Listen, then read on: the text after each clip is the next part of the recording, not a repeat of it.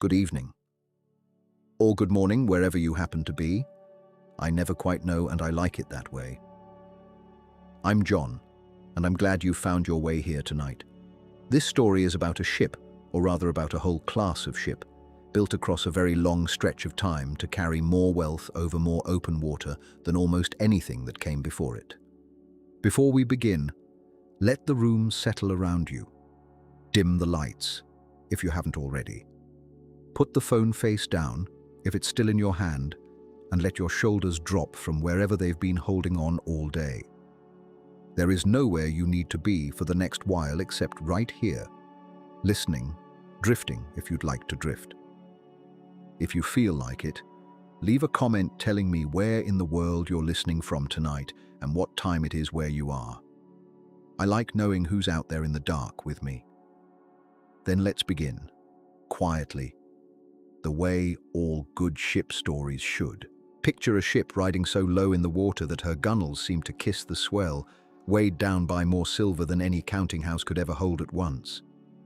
Picture the men who spent their whole working lives chasing a ship like her, admirals, privateers, pirates with nothing left to lose, pouring years, fortunes, entire careers into the hope of catching just one crossing. Most of them never did. Most of them died without ever laying eyes on her. You are standing, let's imagine, on a headland at the edge of the widest ocean in the world, salt wind pushing at your collar, eyes fixed on a horizon that refuses to give up its secret. Somewhere out past the line where the sea meets the sky, if the old stories can be trusted, a single ship is carrying enough treasure to make every man aboard your own vessel wealthy beyond anything he has ever known. If only you could catch her, if only you could hold her still long enough to put a boarding party over her rail. She would not make that easy for you. Her sides were built from timber thick enough to stop a cannonball, or at least to slow one enough that it did no real harm.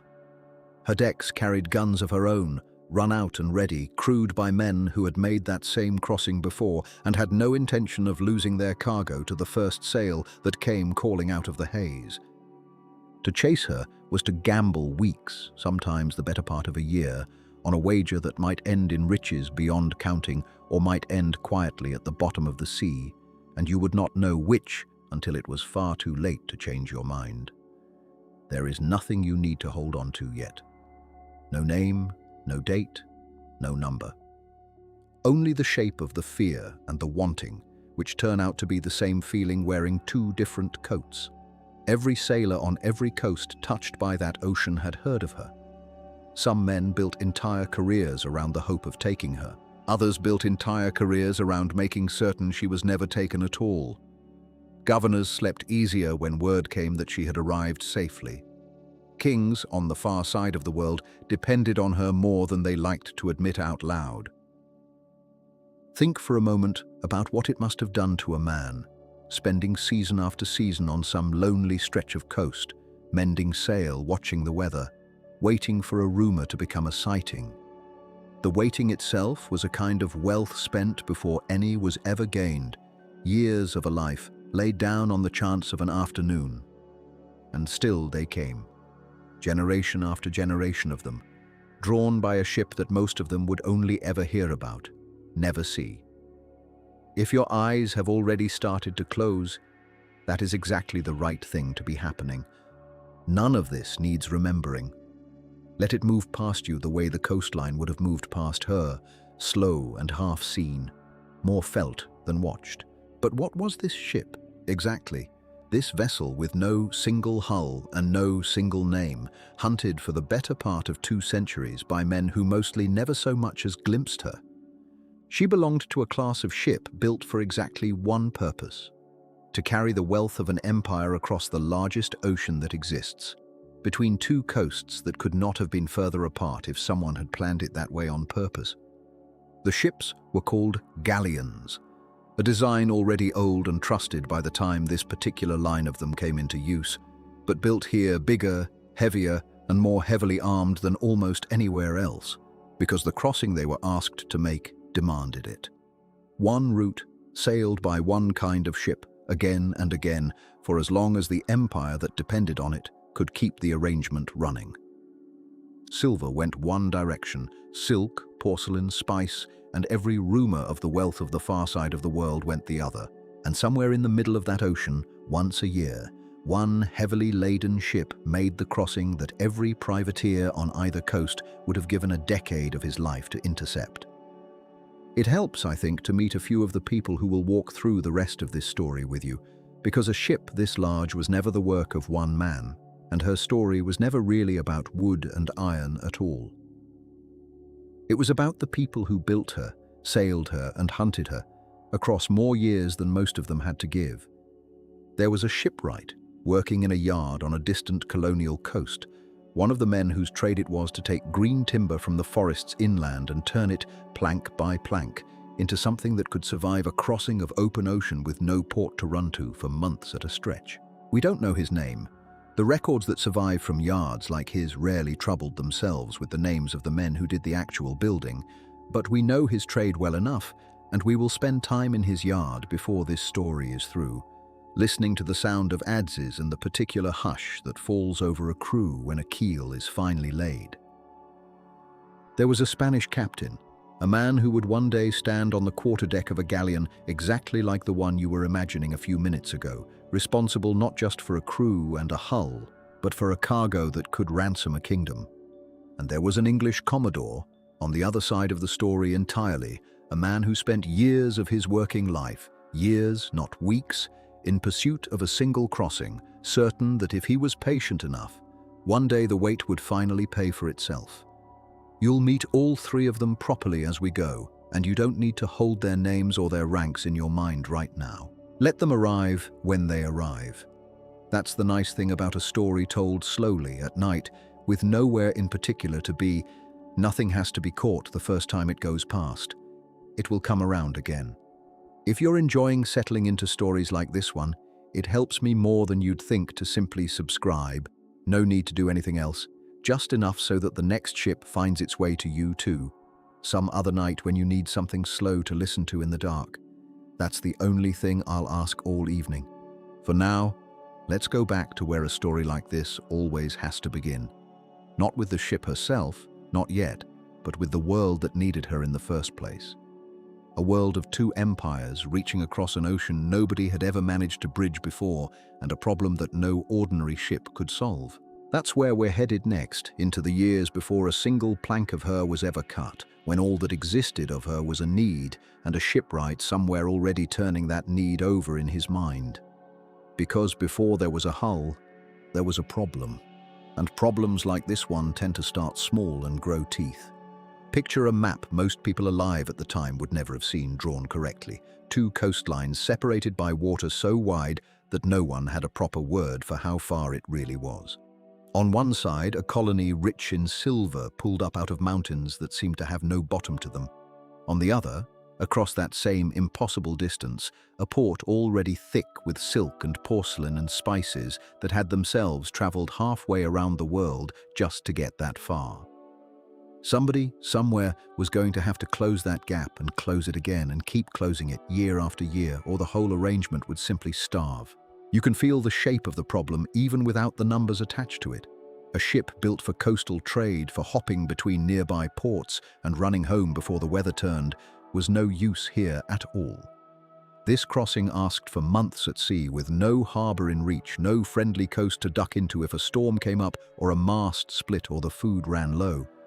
It asked for a hold big enough to swallow a fortune and a hull strong enough to protect it from three separate kinds of danger at once. The ocean itself, which had already claimed more ships than anyone kept an honest count of, and the men who would be waiting sooner or later once word of the arrangement inevitably got out. That's the quiet, unglamorous truth sitting underneath every treasure story ever told about this route. Long before there was a single privateer lurking off a headland, there was simply an empire trying to solve a shipping problem too big for the ships it already had. And empires, when they have a problem like that, tend to reach for the men who already know how to build big, men who had spent lifetimes putting together vessels for other oceans, other trades, and who now found themselves asked to imagine something heavier, tougher, and lonelier than anything they'd built before.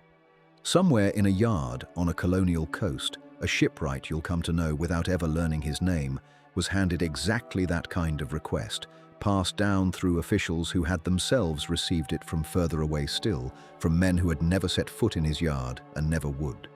He would have turned it over the way any tradesman turns over a hard commission, not with excitement exactly, more with the slow, careful worry of a man counting the timber he doesn't yet have, the labor he'll need to find, and the season he's already losing just thinking about it. That worry, as it happens, is exactly where this story needs to go next. You do not need to picture an empire the way a map maker would, all borders and names stacked one against another. Picture it instead the way a sailor might have felt it in the dark, on a deck somewhere between two shores that could not see each other. Picture yourself standing at a rail with nothing ahead of you and nothing behind you, and being told that the nearest port in either direction was still weeks away. That is closer to what the Spanish crown had built for itself by the time our shipwright received his impossible letter. Not a country so much as a distance, an empire stitched together across more open water than any single ruler had ever tried to hold before. It stretched from cities you could ride between on a good horse to islands that took the better part of a season just to reach. Silver came up out of mountains on one side of the world, silk and spice came in from the other, and somewhere in between someone had to actually move all of it, across oceans that did not care in the least whose flag was painted on the stern. An ordinary trading vessel, the kind that hugged coastlines and slipped between familiar harbors, was never built for an errand like that. You can imagine the difference easily enough if you picture two kinds of journeys. One is a walk you have taken 100 times, along streets you know, past doors that would open to you if you knocked. The other is a walk with no doors at all, just weeks of the same grey water, the same empty horizon, and whatever the sky decides to do to you along the way. A coastal trader could always duck into a bay when the weather turned ugly. Out on the routes the Spanish crown now depended on, there was often no bay to duck into. There was only the ship, and whatever she carried, and however far she still had left to go. And what she carried was not small. Fleets of merchant ships began gathering each year along the Spanish Main, loading silver from the mines of the Americas before turning east for home, guarded as closely as the crown could manage because everyone from London to Amsterdam knew exactly what those holds contained. That much you have likely already heard of in one form or another: the treasure fleets, the Spanish Main, the ships riding low in the water with the wealth of a continent packed beneath their decks. It is a familiar enough shape of story. But there was a second route, quieter in memory now, that asked even more of a ship than the Atlantic crossings ever did. It ran the other way entirely, out across the Pacific, connecting a Spanish colony in the Philippines to the Mexican coast at Acapulco. If you laid a length of string along that stretch of ocean and tried to walk it in your mind, you would run out of comparisons fairly quickly. There was no regular sea voyage on Earth longer than this one. Half a year, sometimes more, with no port of call along the way that offered any real safety, no chance to restock in a storm, no friendly coastline to slip behind if trouble came calling. A ship on that route was, for months at a stretch, the only piece of the Spanish Empire in that entire stretch of the world. Everything she carried, silk from China, porcelain, spice, and on the return voyage, silver enough to keep an empire's accounts in order, depended entirely on her staying afloat and on nobody else finding her first. You begin to see then why an ordinary ship simply would not do. A vessel built for that crossing needed to survive storms that could dismast a lesser ship in an afternoon, and reefs that appeared on no chart worth trusting, and, increasingly as the decades wore on, enemies who had started to work out exactly which weeks of the year she was likely to be somewhere specific. She needed to be large enough to hold a fortune, and strong enough that the fortune wasn't the only thing worth mentioning about her. She needed, in short, to be something closer to a fortress that happened to float, which is a very particular kind of thing to ask a shipyard to build, and an even more particular kind of thing to actually deliver. If your eyes have already begun to grow heavy, there is nothing urgent in any of this. No fact here that needs holding on to, only a shape of a world settling into place, the way a room settles into place around you once the light is off and your eyes have adjusted to the dark. But what does it actually take to build a ship equal to a voyage like that? a crossing longer than any other regular voyage on the planet, with a fortune riding in her hold and nothing but weather and distance standing between her and home. That question is where the story comes back to a man whose name did not survive, and to a yard on the edge of a bay that most of the crown officials who wrote him letters would never once visit. The yard was called Cavite, set along the shore near Manila, chosen for the very reason that made the whole enterprise possible in the first place. The forests of the Philippines held timber that shipbuilders elsewhere would have envied without limit. Hardwoods dense enough to turn aside a cannonball without splintering, trees that grew so heavy with resin that the wood itself seemed to resist rot the way other timbers simply could not. If you had walked into a lumber yard anywhere in Spain and asked for wood like this, you would likely have walked out disappointed. Here it grew practically at the water's edge, waiting to be felled by men whose names, like the foreman's, mostly went unrecorded. Filipino laborers and craftsmen who did the greater share of the actual building, generation after generation, on ships that would sail home flying somebody else's flag entirely. The foreman we've already met, the man handed that impossible request, the one who turned it over the way a tradesman turns over a commission he isn't sure he can meet, stood at the center of all this without ever quite being its author. He did not decide that Spain needed a ship capable of crossing the widest ocean on Earth twice a year. That decision had been made in offices thousands of miles from Cavite, by men who thought of the galleon as a line item, a solution to a supply problem, a piece of statecraft rather than a hull of wood and rope and human effort. What arrived at his yard instead was the consequence of that decision, a demand for timber, for labor, for months of a season already slipping away from him, and for a level of craftsmanship that had almost no room for error, because a flawed hull on this particular route did not simply mean a delayed cargo. It meant a ship, and everyone aboard her, and a fortune besides, disappearing into an ocean too wide for anyone to come looking. You can imagine him standing at the edge of the yard some early morning, before the light was even properly up, looking at stacks of timber that did not yet amount to anything, doing the kind of arithmetic that keeps a man from sleeping easily. How much wood? How many hands? How many months? Against a schedule set by people who had never once stood where he was standing. That was the position he occupied in this story. Not the architect of the ambition, but the man who had to answer for it in wood and nails and time, one difficult decision at a time.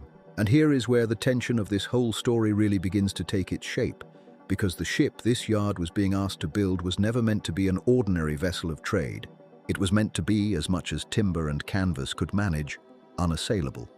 Heavy enough to withstand a storm at the far edge of the world, and armed enough to make an enemy think twice before closing the distance. That was the whole design brief, whispered down through officials who had never touched a plane or a chisel. Build something no one can take from us. But word of a ship like that does not stay contained within a shipyard, no matter how remote. It travels the way word of any great prize travels, through ports and taverns and the loose talk of sailors who have seen more of the world's coastlines than most kings ever will. By the time our foreman's hull was even beginning to take shape along that quiet stretch of the Philippine coast, the idea of it, a Spanish galleon crossing the Pacific loaded with silver and silk, sailing largely alone across a stretch of ocean with no one to call for help, had already begun to travel too, into the ears of men on the other side of the world who made their living exactly by chasing prizes too good to leave alone. So the story that follows is not simply the story of how a ship gets built.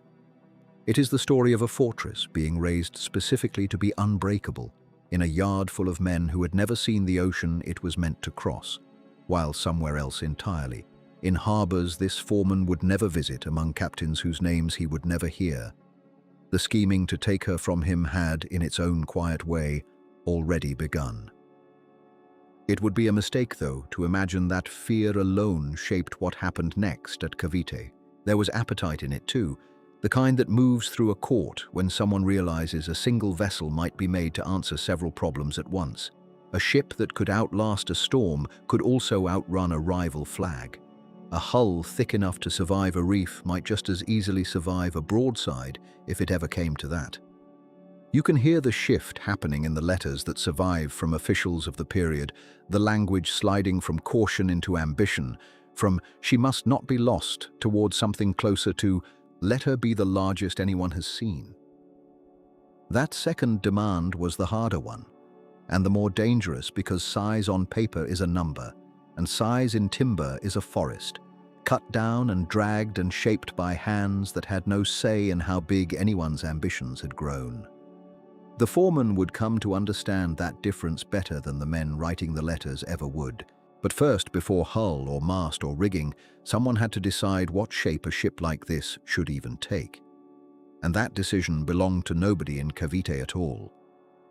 The shape had already been decided, long before any axe bit into a Molave trunk on a Luzon hillside.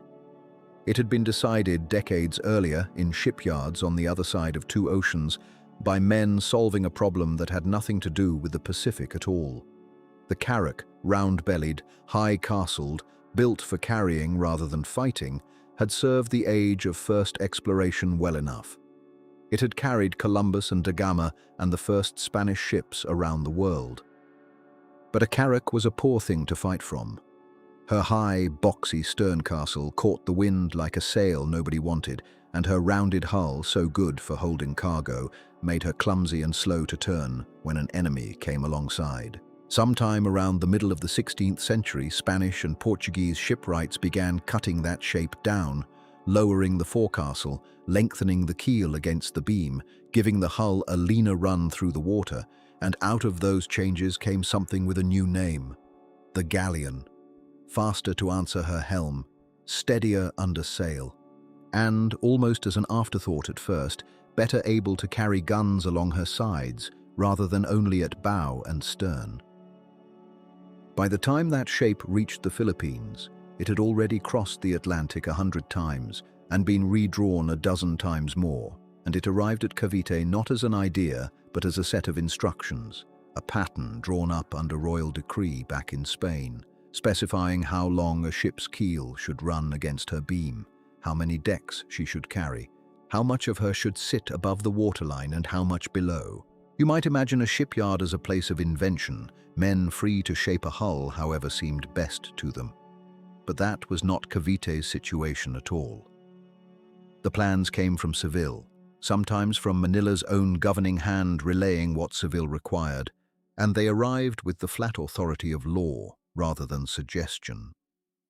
A shipwright at Cavite did not design a galleon so much as interpret one, taking a pattern meant for Spanish oak and Spanish waters and asking how it could be built instead from what the islands actually offered. That gap between the pattern and the place was where the real work began, and it was the foreman's work more than anyone's.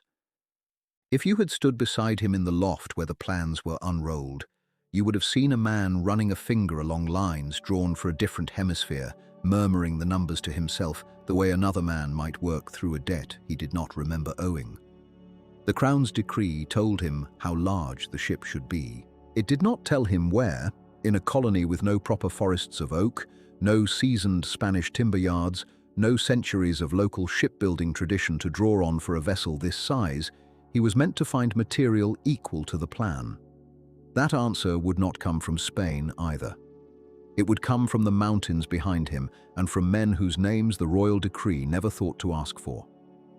And there was a second problem folded into the first one, quieter but no less stubborn, and it was this: every foot of hull given over to guns was a foot taken away from cargo, and every foot given to cargo was a foot of hull that could not carry a cannon.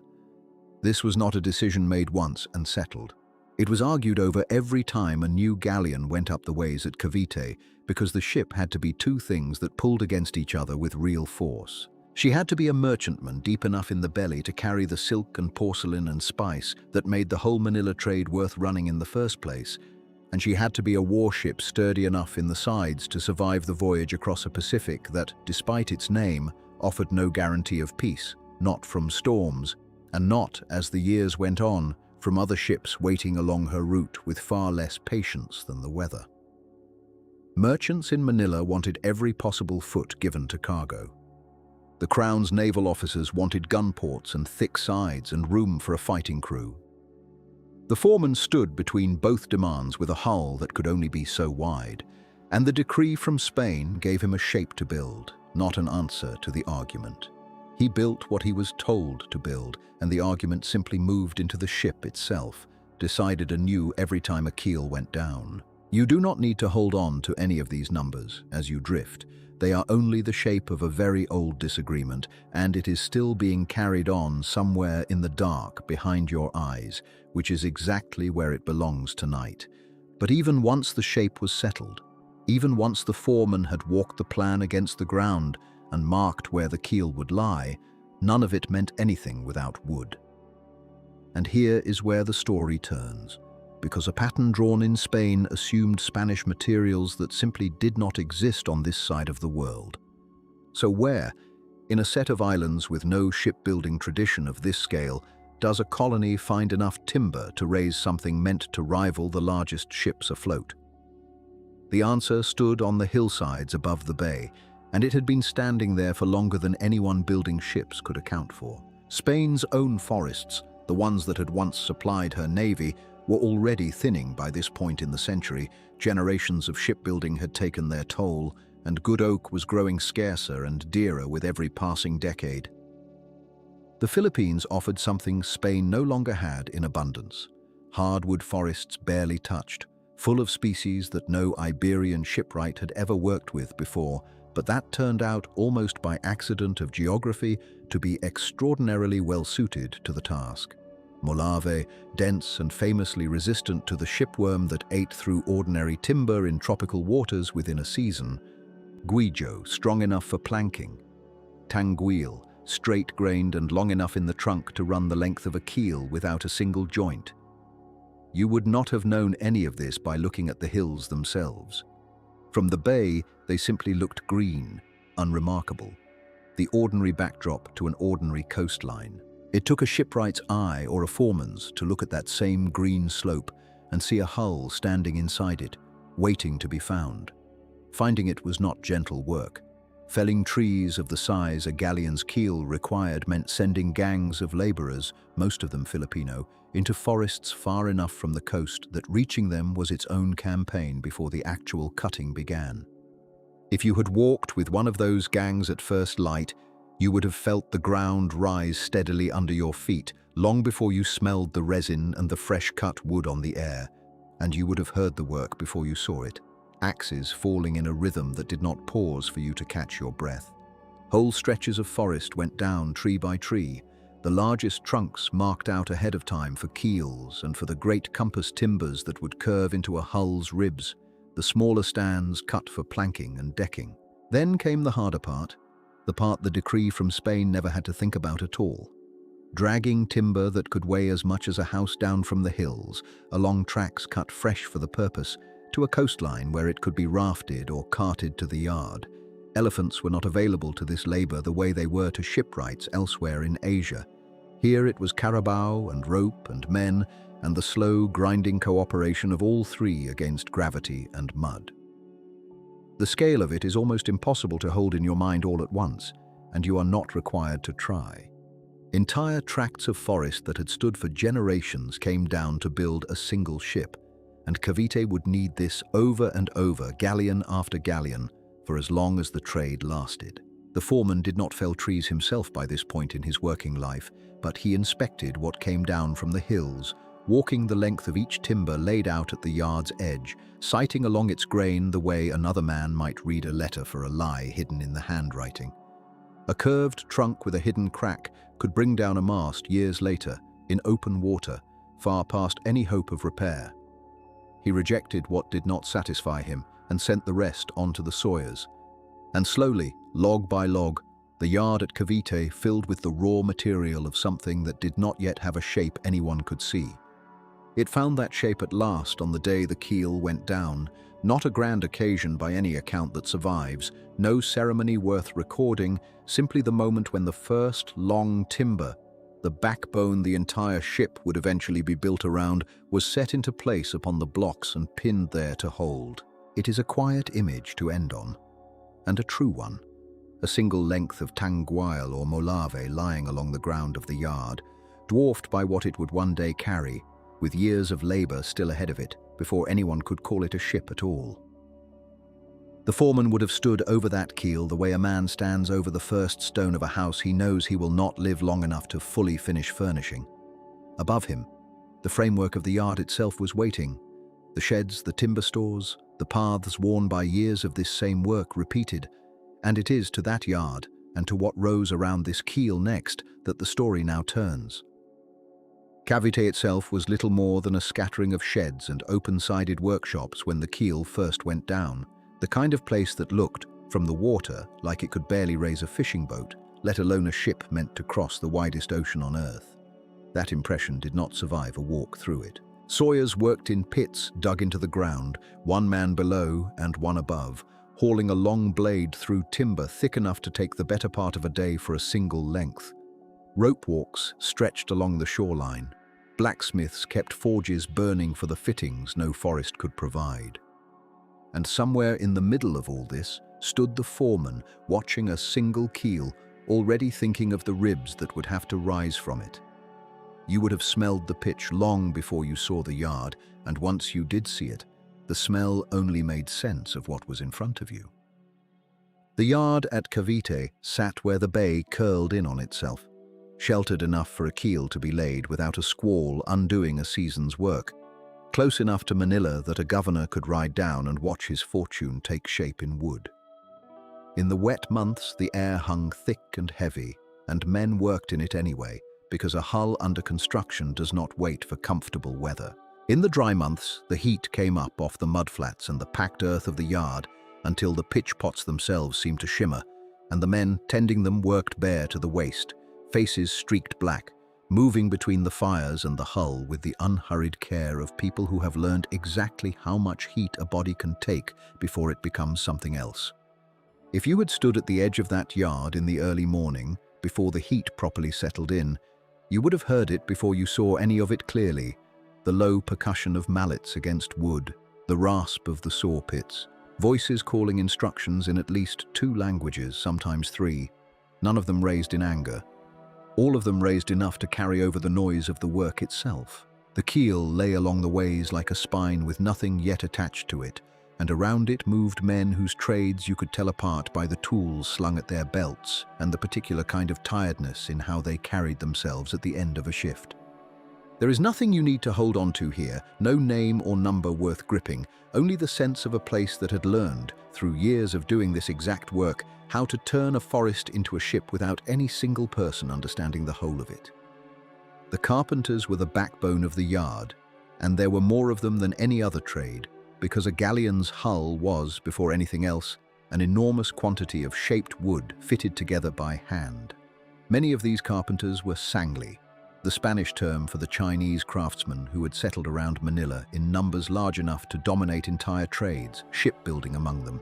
One of these men, whose name the surviving records never troubled to keep, stands in for hundreds like him. A carpenter who had likely learned the trade from an older relative in Fujian before crossing the water to Luzon, who knew how to read the grain of a plank well enough to guess where it would split before it split, and who worked alongside Spanish master shipwrights, not as a subordinate exactly, but as a craftsman whose skill the yard could not do without. You would have seen men like him bent over timbers with adzes, shaving down curves that no machine of the period could have cut, checking their work by eye and by hand rather than by any instrument, because eye and hand were what 4 centuries of accumulated boat-building knowledge, Chinese and Spanish both, had refined into the only measuring tools that mattered. The caulkers worked differently, and if you had followed your ear rather than your eye, you would have found them by the particular rhythm of their mallets, a duller, more patient sound than the carpenter's work, driving fibers of oakum into the seams between planks with an insistence that had to be exact, because a seam packed too loosely would let the sea in, and one packed too tightly could split the wood around it. Riggers kept mostly to the rope walk and the growing stacks of cordage at the yard's edge, twisting and testing lengths of line that would eventually climb higher than any building in Manila, though at this stage they had little to do but wait, coil, and imagine the masts that did not yet exist.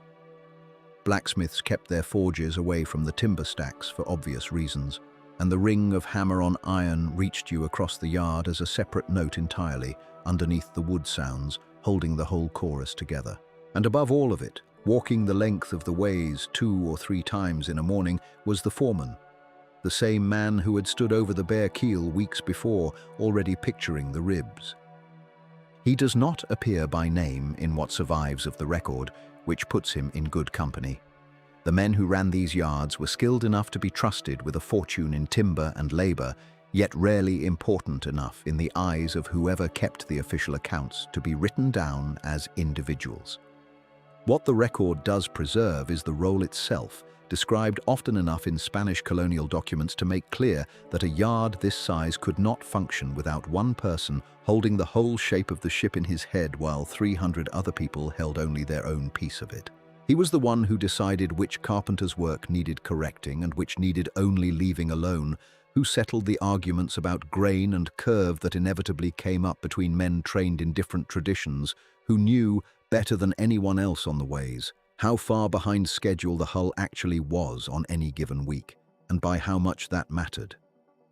But how do you take a keel lying flat on packed earth and turn it into something with the beginnings of a shape? How does a shipyard actually raise a hull this size out of nothing? The answer, if you had watched it happen over the weeks that followed, would not have looked like much at first. A rib went up, braced with temporary shoring, checked against a mold that had been carved to the exact curve the master shipwright wanted at that station along the keel. Then another, a little further along, angled slightly differently because the hull was already beginning to narrow toward what would become the stern. For a long while the whole structure looked less like a ship and more like the rib cage of something that had died and been picked clean, its bones left standing in a field. And that comparison would not have been lost on the men working inside it, because more than one account from shipyards of this period describes exactly that impression, a skeleton of some vast sea creature rising rib by rib, waiting for skin. You could walk between the ribs at this stage, and men did, ducking under the shoring, running hands along timbers still rough from the adze, judging by feel whether a curve was true.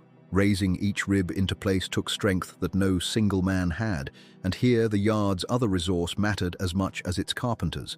The sheer number of hands available to haul on ropes and shift timber, many of them Filipino laborers drawn from villages up and down the coast, conscripted under a labor system the Spanish called the polo, which obligated local men to a set number of days' unpaid work each year on projects the Crown deemed necessary. A galleon counted as necessary. These were not shipwrights. They were farmers and fishermen pulled away from their own fields and boats to haul, lift, and carry for weeks or months at a stretch, and if you had stood near the ways on a morning when a new rib was being raised, you would have heard their voices in the chant that coordinated a heave, a rhythm as old as lifting heavy things has ever been, timed so that 40 men pulled together rather than 40 men pulling at whatever moment suited each of them. It did not always go well. Green timber, cut before it had properly cured, sometimes split under strain that seasoned wood would have taken without complaint, and a split rib meant days lost replacing it. The rains that made Cavite bearable in the hot months could also stop work outright for a week at a stretch, turning the yard to mud that swallowed tools and made the footing around a half-raised hull genuinely dangerous. Rot found its way into stacked timber that had waited too long for its turn on the ways, and more than one shipment of wood arrived already showing the soft, dark patches that meant it was fit for nothing but the fire. None of this was spoken of in the accounts that survive as catastrophe. It was simply the texture of the work, the ordinary friction of turning a forest into a ship, absorbed into the schedule the same way a modern project absorbs a delayed shipment or a spell of bad weather, met with patience because impatience changed nothing about how long wood needed to cure or rain needed to pass. If your eyes have already begun to close somewhere in the middle of all this, that is exactly the right place for them to close, because what mattered in the yard at Cavite was never any single dramatic moment. It was the accumulation, rib after rib, plank after plank, month folding into month, until what had been a bare keel on packed earth had become, slowly and without any one instant you could point to as the turning point, an unmistakable hull. The building of a galleon of this size was not measured in weeks. It was measured in years, sometimes 3 or 4 of them, from the felling of the first timber to the day the finished ship finally took the water, and every one of those years passed at the same unhurried pace you have been drifting through for the last few minutes. Patience as the actual material the ship was built from, every bit as much as the wood itself. What that patience eventually produced, deck upon deck, is where the story is headed next. But before any deck could be laid across those ribs, the hull needed something closer to skin than bone.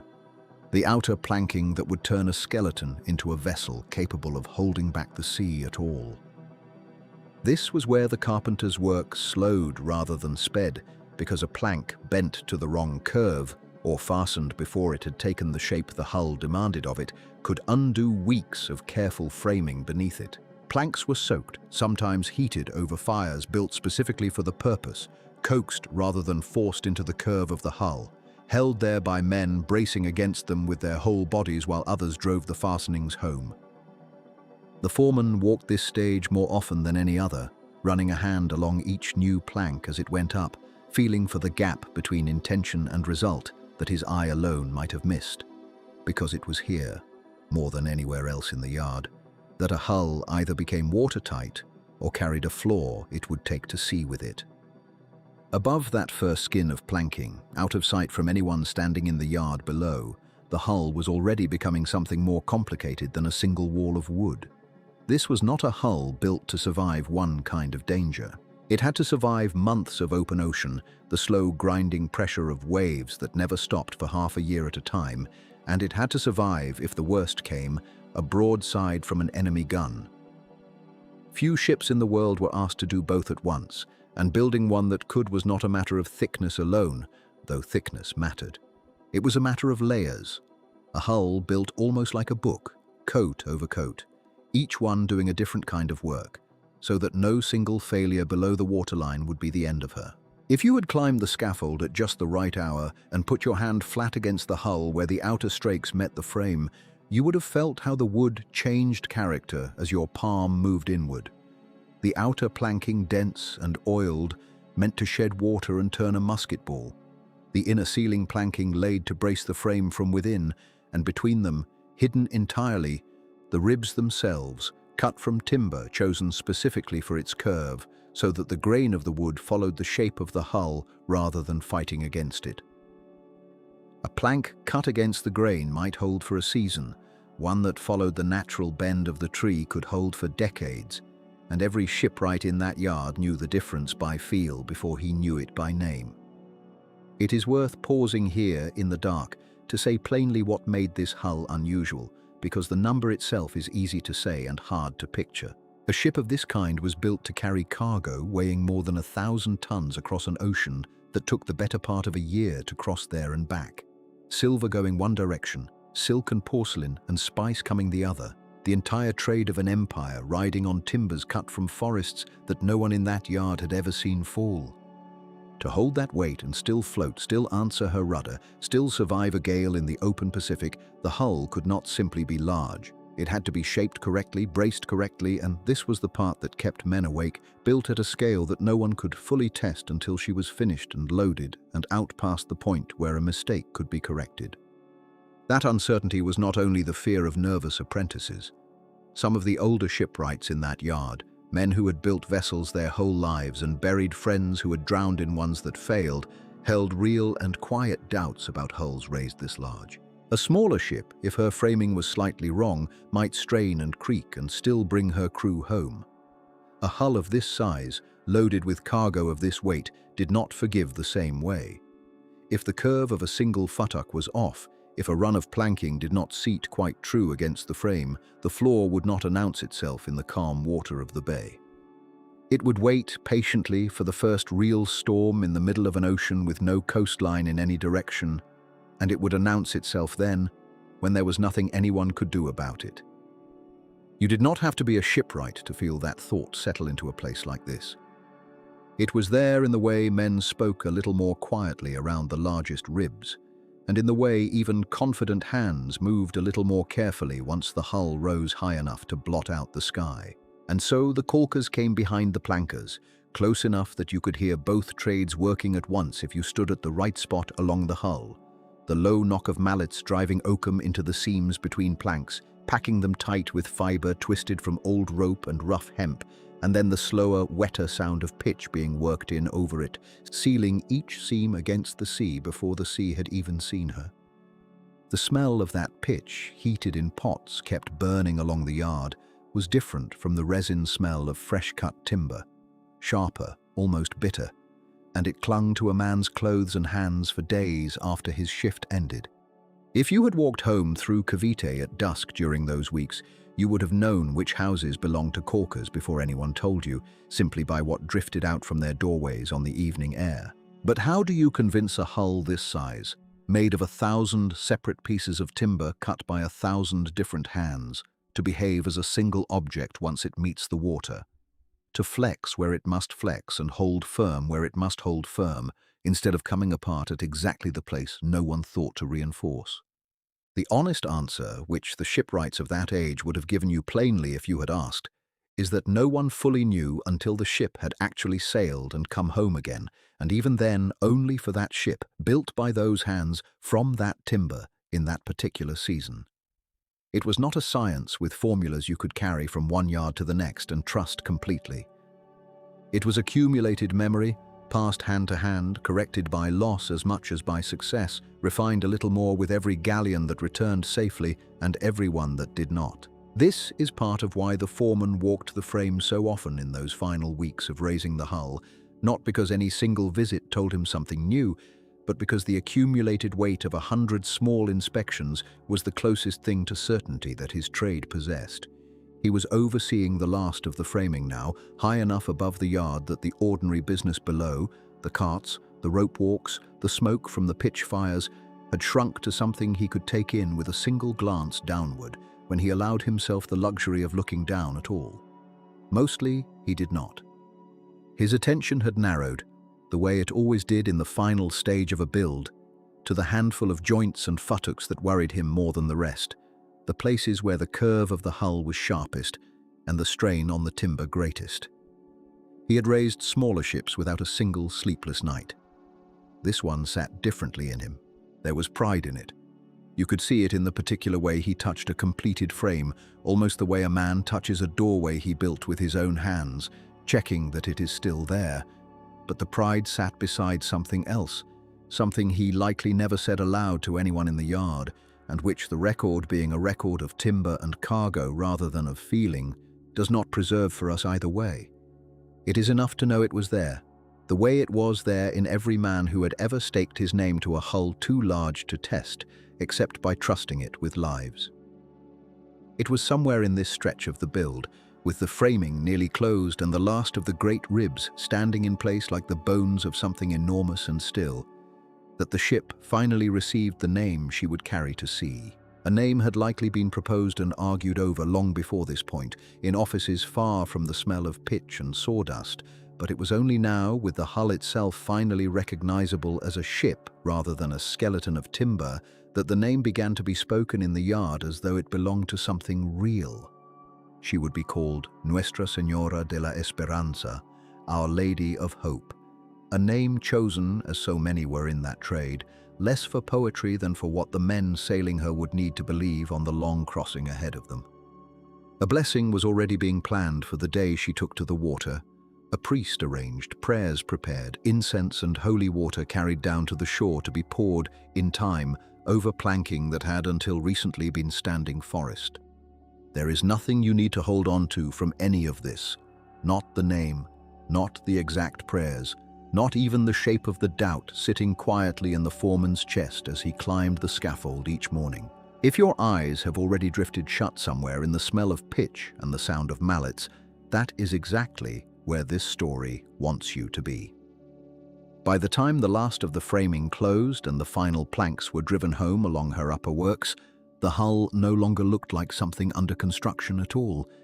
It looked instead like a wall, a long, dark, curving wall that rose above every other structure in the yard, throwing its shadow across the sheds and the rope walks, and the men still working at her base, so that for part of each afternoon the whole yard sat in the cool dark she cast, rather than the sun.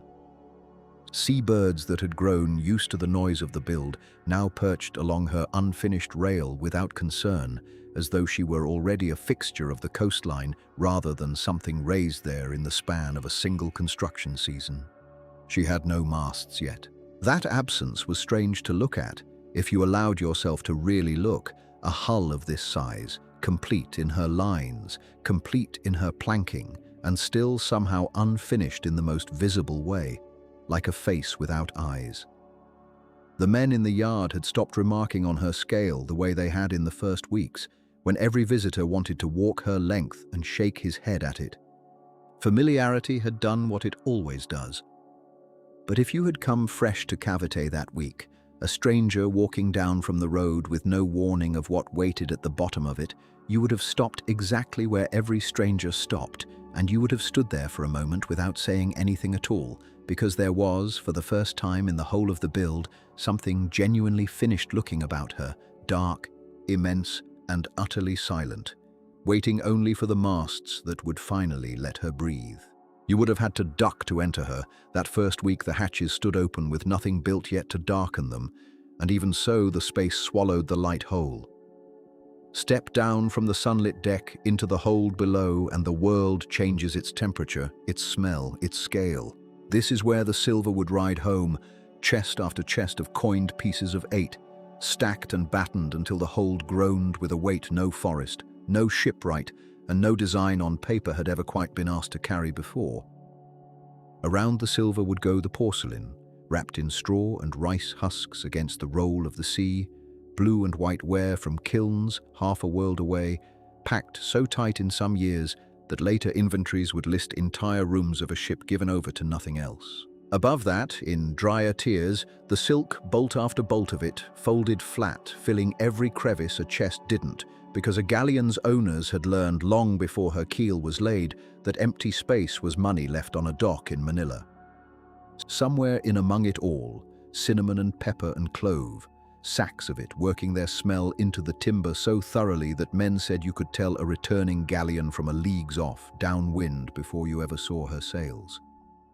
You do not need to remember the tonnage of any of it. Let the smell alone sit with you. Pitch and pepper and old rope, the particular closeness of a hold built for cargo rather than comfort. Climb back up out of that darkness and you reach the gun decks, and here the ship changes character entirely, the way a merchant's counting house might change character if you found a garrison quartered in the cellar. The galleon carried enough ordnance that no one who saw her from a small boat ever mistook her purely for a treasure ship, whatever her holds were full of. Rows of cannon sat along her sides, muzzles run out through ports cut low in the hull, iron and bronze pieces bedded on wooden trucks that took the recoil and rolled it back along tracks worn smooth by drill. It was this, more than the silver below, that earned her the name a floating fortress. Not because anyone expected her to seek out a fight, but because everyone who built her knew that somewhere on the long crossing, a fight might seek out her.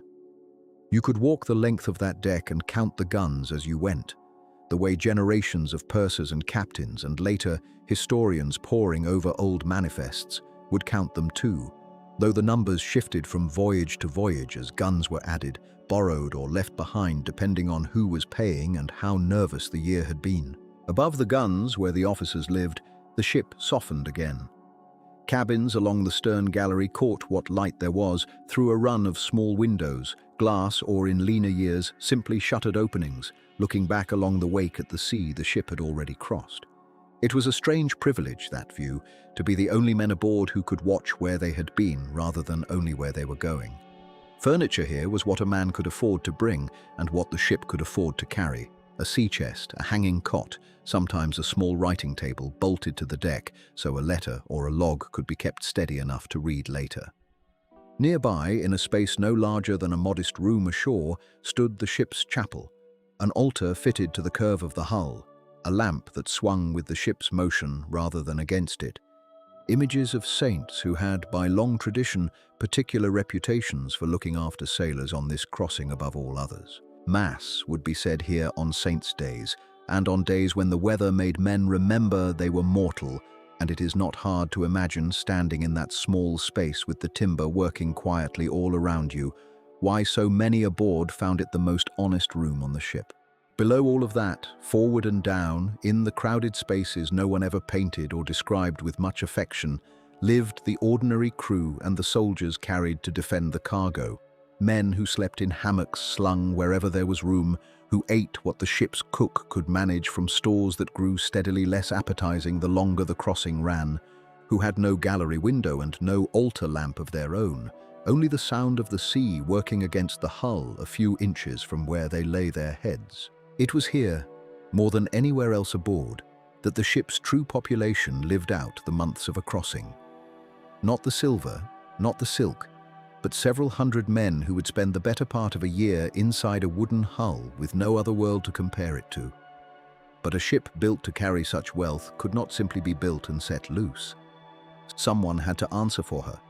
Someone had to stand where every one of those decks converged on the quarterdeck and take responsibility for the silver in the hold, the guns along the sides, and the several hundred lives boxed in below and the choosing of that man was its own kind of history, one worth pausing on before the masts go up and the ship finally learns to move. The record remembers one such man with particular clarity, Geronimo Montero, a pilot who had spent the better part of his working life in the Philippine trade before anyone thought to hand him a galleon of his own. He was not born to command, in the way the word was usually meant in that century. He came up through the trade the slow way, learning the crossing itself, rather than inheriting a claim to it. The currents and the doldrums, the months when the wind failed and the months when it turned suddenly savage, the coastline of a continent he might sight only once a year and had to recognize regardless. Men who sailed under him, and later the officers of a very different flag who took his measure after the fact, would describe him as a navigator of real and tested skill, the kind of reputation a man only earns by having been right often enough in bad enough weather that word of it travels ahead of him. You can imagine, standing where he once stood, what the appointment must have felt like, less a reward than a debt called in. To be given command of a galleon was to be given the single most valuable object the crown possessed on that side of the world, more valuable in a given year than most of its garrisons, most of its forts, most of anything else that floated. It was also to accept that if the silver never arrived, if the ship burned or foundered or was taken, history would remember his name attached to the loss long after it forgot the names of the men who built her. That was the strange trade a captain made the day he accepted such a command. Honor and liability handed over in the same breath, indistinguishable from each other until the voyage was finished and the reckoning could finally be made. It says something about the ship herself that she could hold both truths at once without contradiction, that she was a warship in her bones and a merchant strongroom in her belly, and for the better part of a year at a stretch, a small floating town in everything between, with its chapel and its quarters and its hundreds of ordinary lives going on in the dark below the waterline, entirely indifferent to the fortune stacked a few feet above their heads. No one who designed her set out to build all three ships at once. It simply turned out, once she was finished, that a hull large enough to carry that much silver safely needed to be a fortress to protect it, and a fortress large enough to feed and shelter that many men for that long needed, almost without anyone deciding it, to become something very like a town. She was not finished yet, though, not in the way that mattered most. A town needs no legs to stand on, but a ship does, and hers were still lying in pieces on the shore at Cavite, waiting for the moment when someone would finally raise her masts and ask her, for the first time, to answer to the wind. The loading itself was its own kind of labor, one that began weeks before anyone spoke of sailing dates. Lighters worked back and forth between the Manila waterfront and wherever the galleon lay at anchor, each one riding low under crates that had already changed hands a dozen times before they ever touched her deck. Merchants, brokers, customs clerks, each with a stamp or a seal or a signature that had to be checked against a manifest before a single chest went down into the hold. It was slow, deliberate work, done by men whose names the record never troubled to keep, Dockhands and stevedores who spent their whole working lives moving other people's fortunes from one hull to another and owning, most years, none of it themselves. One of them might spend a morning carrying porcelain wrapped in straw, an afternoon hauling raw silk, and never once open a crate to see what he carried, because the seals were there precisely so that he wouldn't have to be trusted with knowing. Somewhere in this slow procession stood the officials whose entire job was distrust made official. Men counting chests against a list, checking wax seals for tampering, arguing in low voices over a discrepancy of 3 crates that might mean an honest miscount or might mean someone further up the chain had already helped himself. The Crown's share of the cargo, the Royal Fifth, had to be tallied separately from the rest, kept distinct in the hold the way a tithe is kept distinct from a harvest, and disputes over that tally could delay a sailing by days. If your eyes are already growing heavy, none of this arithmetic needs to follow you into sleep. Only the picture of it, lantern light on a dockside ledger, chests swinging up on ropes against a sky just starting to color with dawn. And beneath all of that bookkeeping ran a simpler truth. Every chest that went aboard made the ship sit a little lower in the water, made her a little slower to answer the tiller, made the difference between a fast crossing and a desperate one just slightly more certain months before she ever left sight of land. The men who loaded her knew this in the rough way that dockhands always know the physics of their own trade without ever naming it, and there were arguments some years about how much was too much. Arguments that the merchants, wanting every last bolt of silk aboard, usually won. She sat at anchor through all of it, patient in the way that only an unfinished thing can be patient, her holds filling by the day, her masts still waiting to be stepped, her sails still folded in some warehouse ashore, a fortress and a strong room and a town already, but not yet a ship that could answer the wind. The masts came from a different forest than the hull, and if you had followed the timber back far enough, you would have found men felling trees on hillsides the shipwrights of Cavite never visited, choosing trunks not for their girth but for their straightness, for the way a single length of pine could run unbroken from base to crown without a knot to weaken it. A galleon's mainmast could not be built up from smaller pieces the way a rib or a keel plank sometimes was. It had to be one tree, or as close to one tree as the forest would allow, hauled down to the coast and floated to Cavite behind rafts of lesser wood, arriving at the yard already taller than anything else that would ever stand there. Raising it was its own kind of labor, entirely unlike the labor of the hull. You would have known the difference the moment you stepped back from the ship and looked up rather than along her length. The men who framed her worked low, bent over adzes and saws, their whole attention folded down into the wood in front of them. The men who stepped her masts worked against the sky, and everything about their trade, the shouted counts, the creak of the sheer legs, the slow, terrible patience of easing a spar into a step cut for it months before, belonged to a different rhythm than the one that had built the hull beneath them. There is nothing you need to hold on to here, no sequence of ropes and pulleys worth memorizing in the dark. It is enough to picture the shape of it. A mast lying along the deck like a felled tree, still remembering it once stood upright, and then, by degrees, by the combined weight of every man and every rope the yard could gather, standing again. The riggers were their own guild within the yard, and by the time the masts went in, some of the men doing that work were the very same hands that had first come to Cavite to fell and shape the timber years before. You have already met the young rigger, or someone very like him, one of the countless workers whose names no ledger troubled to record, who began on the scaffold holding tools for older men and ended, seasons later, high above the deck with a marlinspike in his teeth, splicing cordage thick as his own wrist. His hands were different now. You would have noticed that first if you had stood close enough, not the split, resin-blackened hands of a man who worked wood, but something harder and more polished, worn smooth by hemp rather than by grain. Rigging a ship this size was not simply tying knots on a larger scale.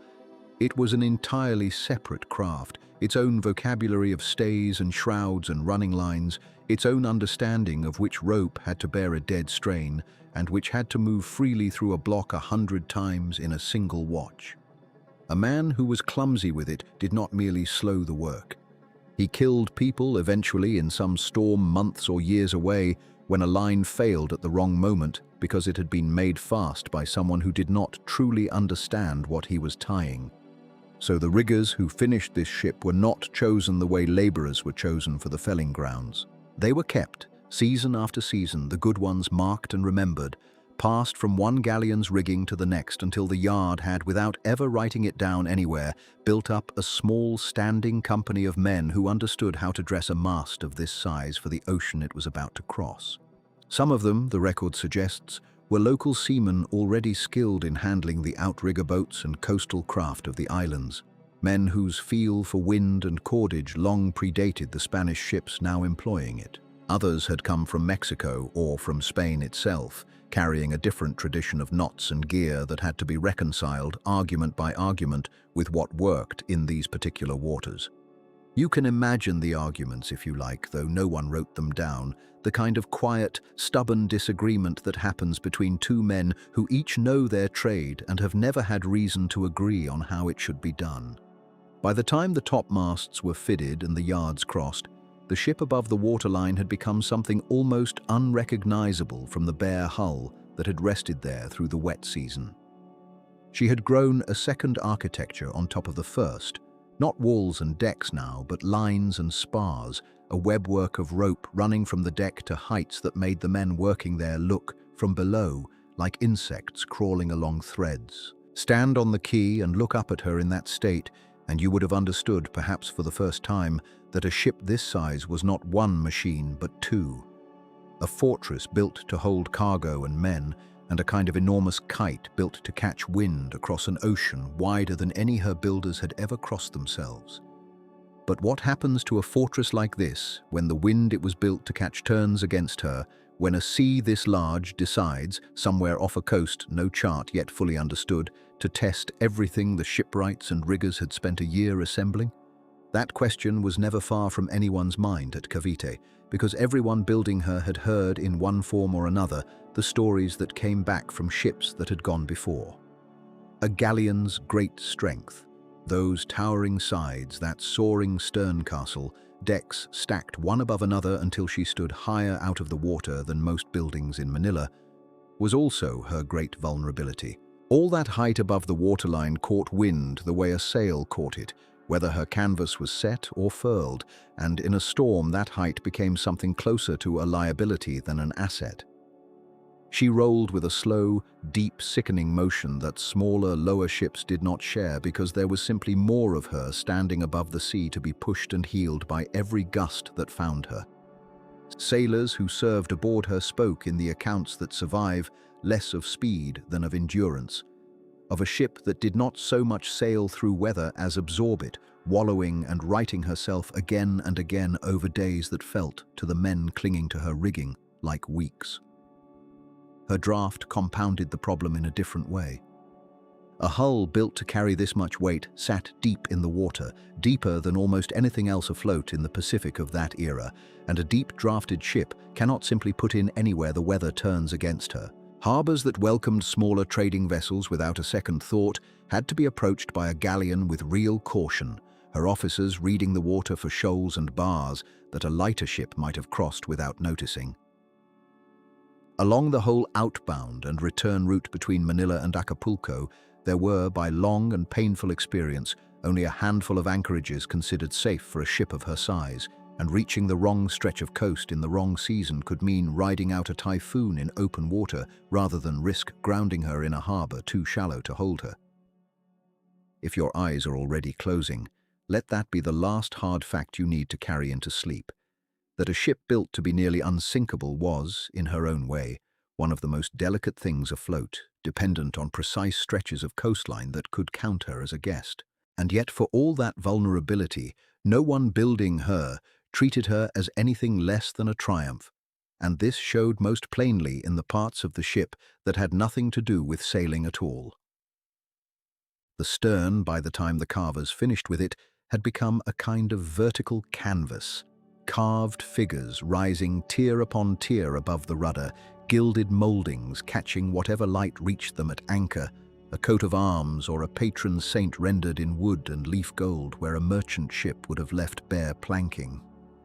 The bow carried its own ornament, a figurehead or a carved beakhead meant to be the first thing any other vessel saw of her, coming up out of the horizon like a declaration before her guns or her cargo were ever in question. None of this carving added a single knot to her speed or a single bushel to her hold. It served a different purpose entirely, one that mattered just as much to the men who had commissioned her. A galleon this richly finished announced, to every port she entered and every rival flag she passed, exactly whose wealth and whose ambition had built her. The gilding on her rails was a kind of speech, delivered in gold leaf rather than words, and everyone from the Governor-General down to the lowest ship's boy understood exactly what it was saying. When the last of the carving was fixed in place and the last stay was seized and served, the ship that had begun as timber on a hillside stood finished at her mooring, rigged and gilded and utterly still, waiting on a tide she could not yet meet. She was, in every sense that mattered on paper, ready, masted, rigged, ornamented, her holds already packed with the silk and porcelain that had waited so long ashore. All that remained was the water itself, and the particular nerve-testing business of getting a ship this size safely off her moorings and out past the shoals that guarded Cavite into open sea where, for the first time since the keel was laid, she would finally have to prove that everything built into her actually worked. That business began, as so much of the yard's work did, with something small and mundane. The tide tables, kept by a harbour pilot whose whole trade was knowing which morning would bring water enough under her keel to clear the bar without grounding her before she had sailed a single length. You would have found him aboard days before anyone else, walking her waterline in a skiff, sounding depths he had probably sounded 100 times already for smaller ships and trusted less now that the draft in question was hers. The riggers stood down. The carvers packed their tools. For the first time in over a year, the work at Cavite was not building anything at all, but waiting on wind, on tide, on a pilot's private arithmetic of moon and current, to say the one thing everyone had been assuming for months, that she would actually float where they meant her to. When it came, it finally came on an ordinary morning, the kind of grey Pacific dawn Cavite had seen 1,000 times before, except that this one had a whole colony standing on the mud to watch it. You would have had to arrive early to find a place along the foreshore at all, friars in their damp robes, dock workers who had not slept, merchants already totting up what her hold might one day carry, children perched on stacked timber that had not been used and never would be, all of it left over from a build that had finally run its course. Somewhere among them stood the master shipwright, not doing anything now but watching, his hands empty for what might have been the first time in over a year. The pilot was already out on the water in his skiff, keeping his private distance, still running his private arithmetic of tide and current, as though the morning itself might change its mind. There would have been a blessing first. There almost always was. A priest working his way along her waterline with holy water and Latin, the words carrying strangely over open water, thinned by wind before they reached the crowd standing furthest back. You do not need to know the words to feel the shape of that moment. A ship this large, built by men who trusted God about as much as they trusted timber, being handed from one to the other in the same breath. Somewhere in the paperwork of the age, she would have been given her name properly for the first time, spoken aloud rather than chalked on a beam, and for the men who had spent a year arguing with her ribs and her deadwood.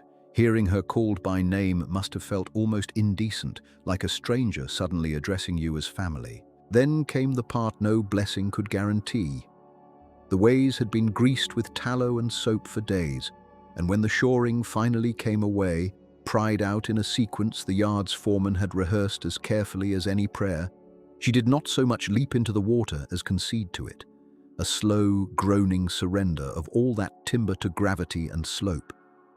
You would have felt it before you understood it, a shudder running back through the crowd standing on the mud, because a hull that size does not enter water quietly. It pushes the water aside in a way that feels almost personal, a great grey wave running out from her flanks and slapping against the legs of anyone foolish enough to be standing too close. Somewhere in that noise was the pilot's boat, rocked hard enough that he would have gripped the gunwale without thinking, all his private arithmetic reduced in an instant to the simple physical fact of her afloat.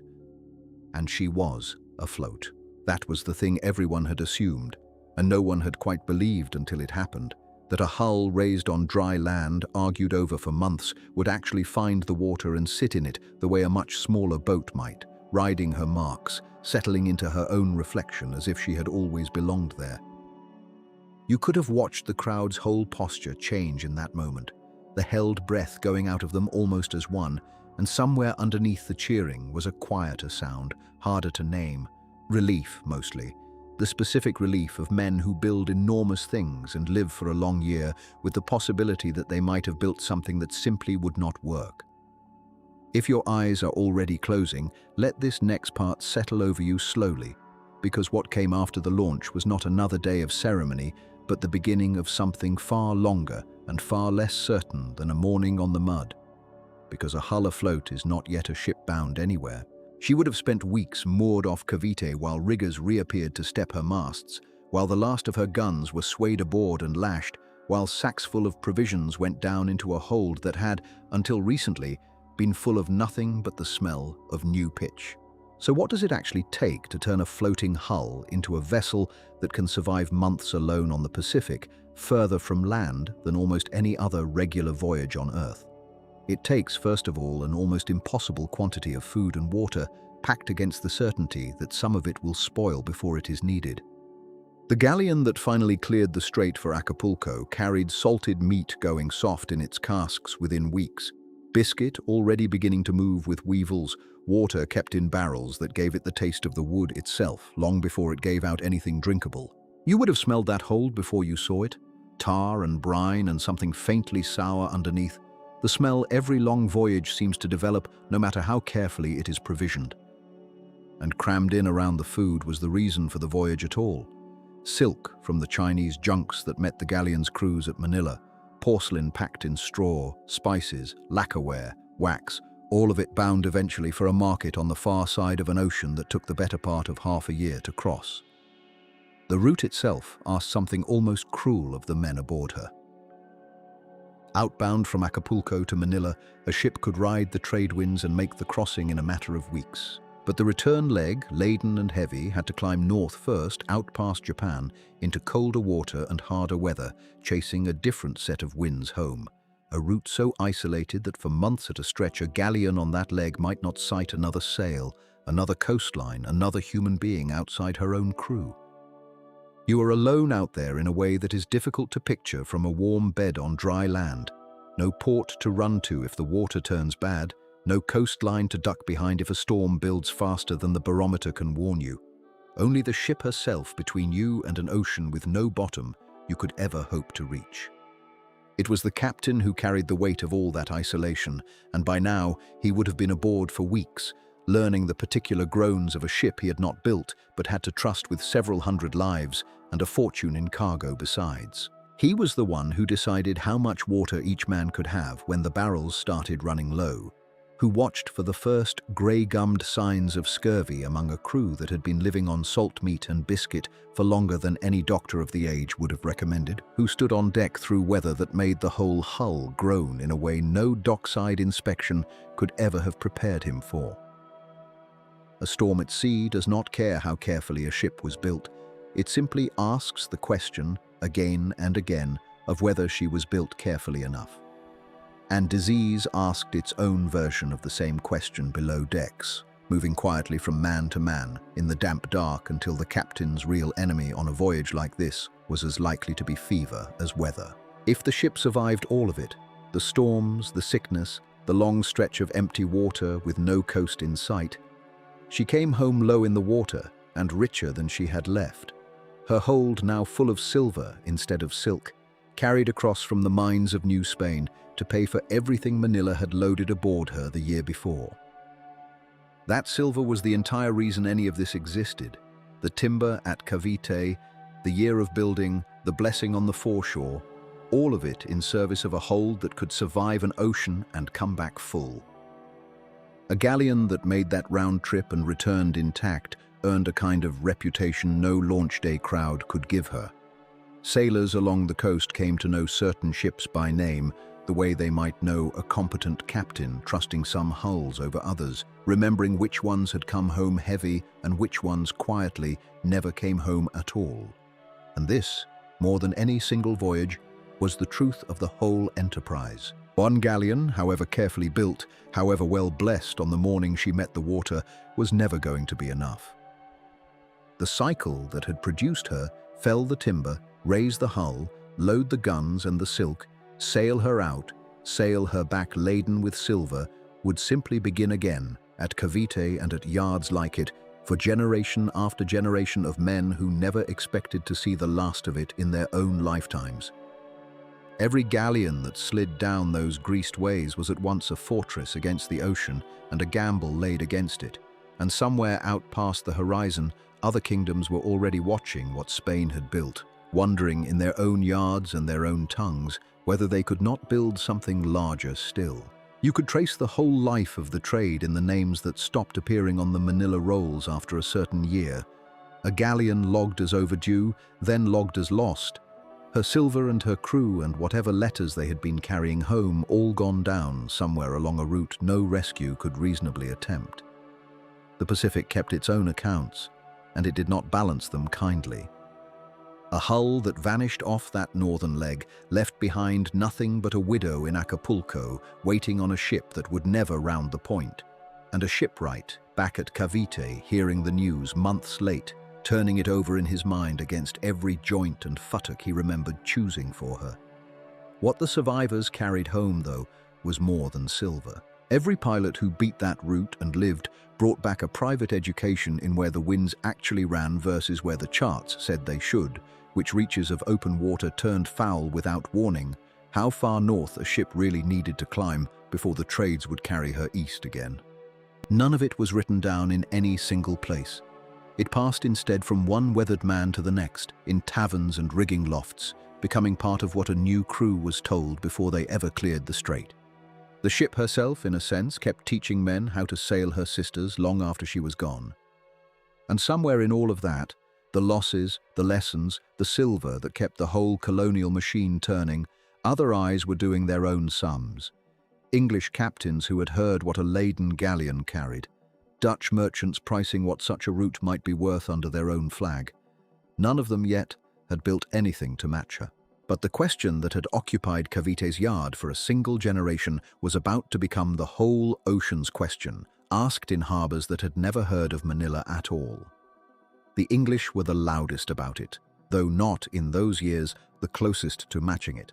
Walk the docks at Deptford or Chatham in the early decades of the 1700s, and you would have found men arguing the same argument that had occupied the Spanish crown for a century and a half. How to build a hull that could carry enough guns to matter and still cross an ocean without breaking in half. The Dutch were doing the same sums in Amsterdam, in yards that smelled of the same tar and the same wet oak as Cavite, half a world away and utterly unaware they were solving a problem the Spanish had already half answered.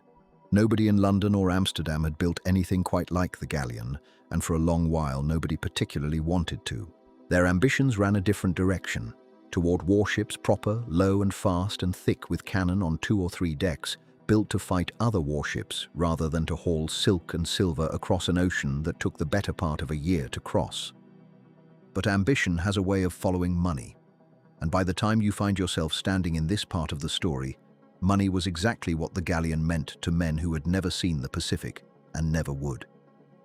You would have heard her talked about in taverns before you ever heard her described by anyone who had actually laid eyes on her. That was how these things traveled in that century, mouth to mouth, embellished a little further with every telling, until the ship became less a vessel than a rumor with a hold full of treasure. English sailors who had served in the Caribbean brought back stories that had crossed 2 oceans to reach them. Dutch merchants who traded in Batavia heard the same stories filtered through different mouths and arrived at the same hunger. A ship that crossed from Manila to Acapulco once a year, sometimes twice, carrying more silver in a single hold than most colonial ports handled in a decade. That was not the sort of fact that stayed contained to the men who actually witnessed it. It leaked outward the way all valuable secrets leak outward through sailors paid too little to keep quiet about what they had seen loaded aboard. And here is the strange part. the part that must have struck anyone who actually thought it through rather than simply dreaming about it. The Galleon was not, by the standards of a proper warship, particularly dangerous. She carried guns, yes, rows of them, run out along her upper decks, enough to look formidable from a distance and enough, on a good day, to make a determined attacker think twice. But a fighting ship needs more than guns bolted to a deck. She needs men enough to work them all at once, powder dry and ready, a captain and crew drilled to fight rather than merely to sail. The Galleon had none of that in real abundance. Her holds were built for cargo, not for the extra hands a proper man-of-war would have carried. Her crew, by the time she reached the far side of the Pacific, had spent months at sea eating salt meat and biscuit gone soft with damp, watching men die of the same slow sickness that took gums and teeth and eventually life itself. A ship like that, however many guns lined her rail, was not manned the way a hunter would want to be manned. She was manned the way a merchant is manned, enough to survive the crossing, not enough to win a fight nobody expected to have. Worse for her, from the perspective of anyone circling with intent, she was predictable in a way almost no other prize on earth was predictable. You did not need charts stolen from a Spanish captain to know roughly where she would be and roughly when. The winds decided her course as much as any pilot did. The same currents, the same trades, carrying her past the same headland on the eastern coast of the Philippines nearly every single year, close enough to the same weeks on the calendar that a patient man with a fast ship and a good deal of nerve could simply wait. She was heavy with the very cargo that made her worth taking, sitting low in the water, slow to turn, slower still to run from anything faster than herself. Everything that made her valuable also made her vulnerable, and there is a kind of grim symmetry in that. If you have the patience to sit with it a while, you do not need to hold on to any of this too tightly. It will come back around the way the important things in a story always do, once the right ship and the right captain are standing in the same water. But dreaming about a galleon and actually finding one on the open Pacific were entirely different undertakings, separated by an ocean so large that ships and their crews had vanished into it and never been heard from again. Rumor was cheap. A voyage capable of intercepting her was not.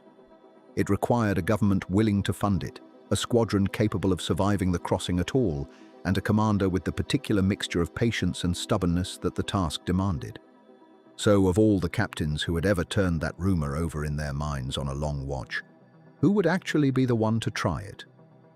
The man history settles on, the one whose name belongs beside this story from here onward, was an English naval officer named George Anson.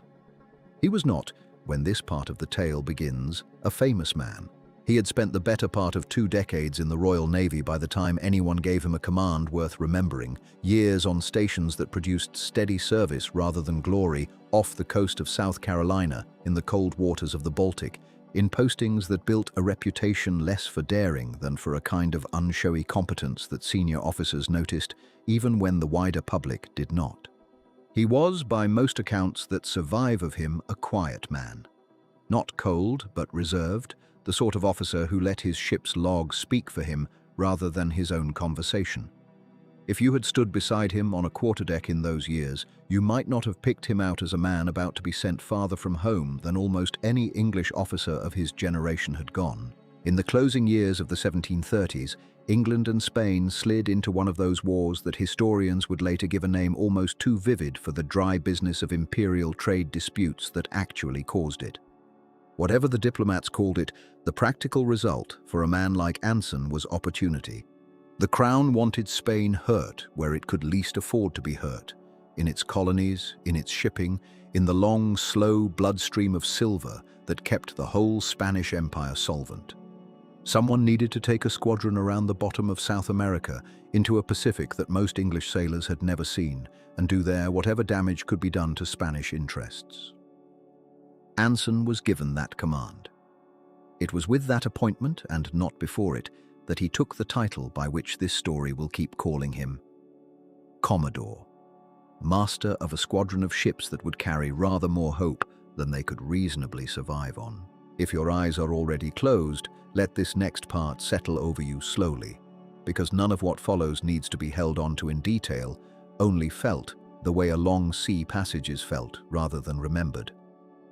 Anson's squadron would round Cape Horn in conditions that broke ships and broke men, losing so many along the way that what eventually limped into the Pacific was a fraction of what had set out from England. And yet the objective survived every loss along with him. Somewhere ahead of that broken little squadron, on the far side of an ocean whose scale you have already come to understand across the whole of this story, a Spanish galleon was being loaded again in the shadow of the mountains above Manila. Her captain, a man named Geronimo Montero, the same rank, the same tradition of command that you have followed since the very beginning of this story, knew, as every galleon captain knew, that English ships had been sighted in the Pacific in past years. That rumor of raiders circulated as freely among Spanish crews as rumor of treasure circulated among English ones. He could not have known Anson's name. He could not have known that a specific commodore on a specific ship had made the galleon itself the whole purpose of a voyage that had already cost him most of his fleet. Two threads then, drawing slowly toward each other across the widest ocean on the map. One Spanish, one English, each following a logic that had nothing to do with the other and everything to do with the same ship. Montero would take his galleon out of Cavite the way every captain before him had, trusting the same winds, the same charts, the same long habit of a route sailed for generations. Anson, thousands of miles away and years into a voyage that had already tested every reserve his men possessed, would keep his squadron in Pacific waters with a patience that must have felt, to the men serving under him, less like strategy than obsession. Neither man was thinking of the other by name. Both were thinking, in their different languages, about the same low, heavy, silver-laden shape somewhere out on the water ahead of them, and it would take years yet, and a great deal more suffering on both sides before those two threads finally drew tight enough to meet. What patience of that kind actually looked like day to day is easy to romanticize and harder to sit with honestly. Anson's men held station off the Philippine coast through weeks of heat that softened tar in the seams and turned salt meat to something barely edible, watching an horizon that gave them nothing month after month, while scurvy did the quiet work it always did on a long voyage. You would have felt it in your own jaw first, they said, a looseness in the gums before anything else gave way. Montero, for his part, was finishing the last of the loading at Cavite, unaware that the horizon his counterpart watched so patiently was the very one his own ship would soon cross. The silver was already coming down from the mountains. The hold was already being packed crate by crate toward a weight that would decide, before a single shot was fired, how much of a fight the galleon could actually put up when the moment finally came. You would not have needed to sail with the English or the Dutch to know the name. By the time this story reaches its own present tense, the Manila galleon had become something closer to a legend than a ship, spoken of in the taverns of Port Royal and the counting houses of London with the particular reverence men reserve for treasure they have never seen and never expect to. A single vessel, they said, riding low in the water somewhere out past the edge of the known charts, carrying more silver in her hold than a raiding fleet might take in a lifetime of smaller prizes. You could spend 20 years working the Caribbean, taking what came, and never once lay eyes on a prize worth what this one ship was worth crossing an ocean to find.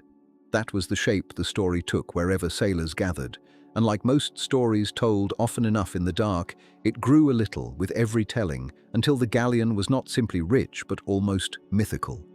A floating city of silver that some captains chased for the whole of their careers and never once caught sight of.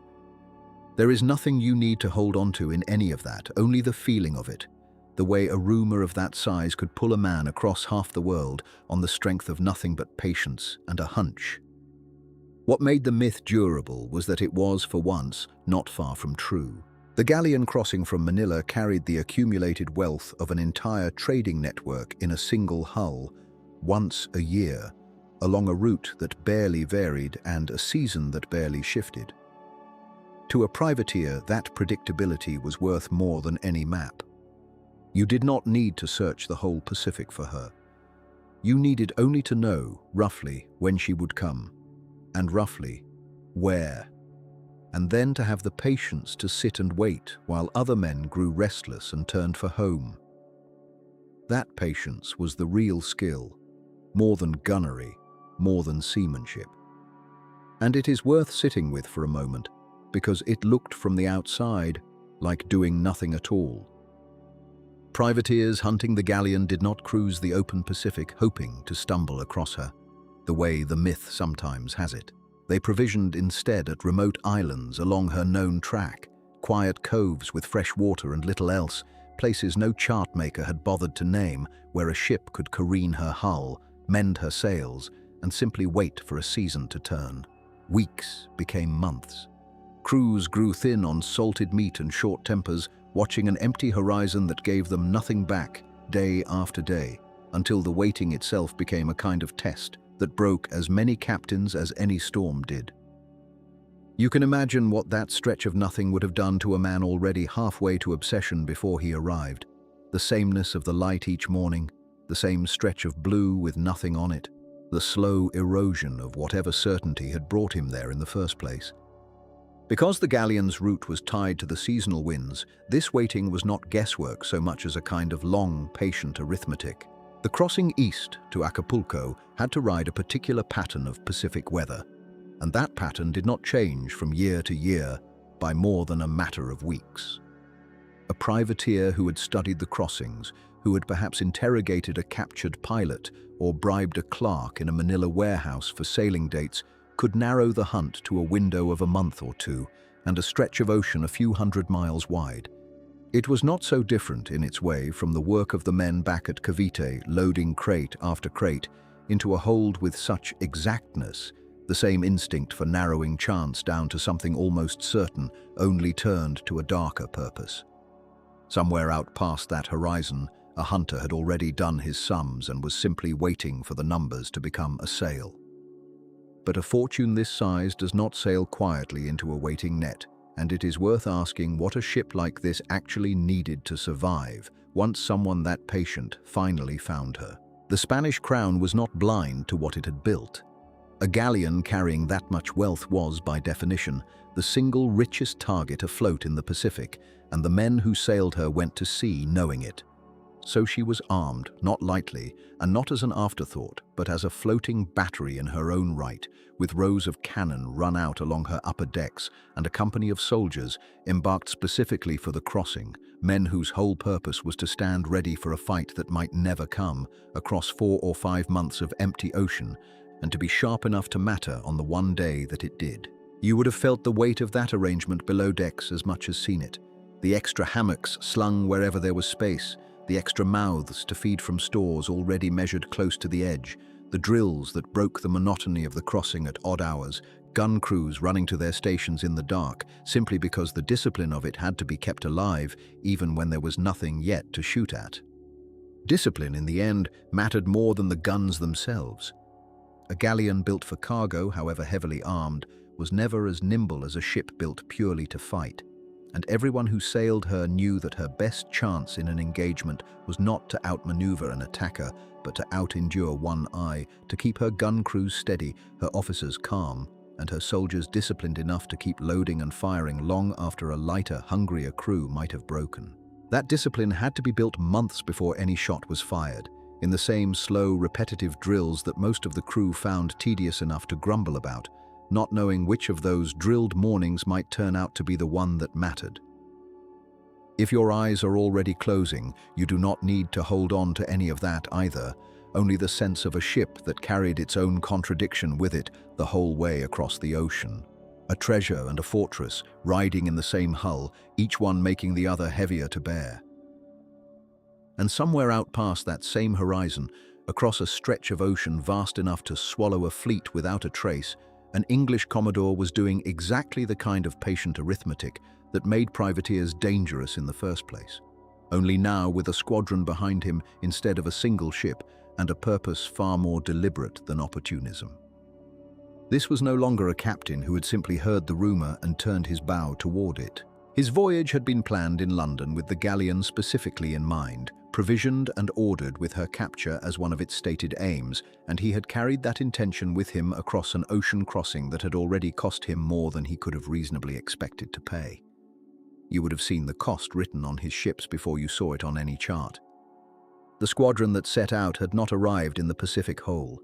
Storms rounding the far south of the continent had scattered his ships, sunk some outright, and left the survivors so battered and undermanned that entire crews had to be drawn together from the healthy remnants of 2 or 3 vessels just to keep a single ship seaworthy. Scurvy had done what the storms had not finished, and it does no good to dwell long on the particulars of that, only to say that the men who remained understood, by then, exactly what the disease before it had taken from them, and had buried enough of their own to know the arithmetic of loss as intimately as any privateer knew the arithmetic of wind and season.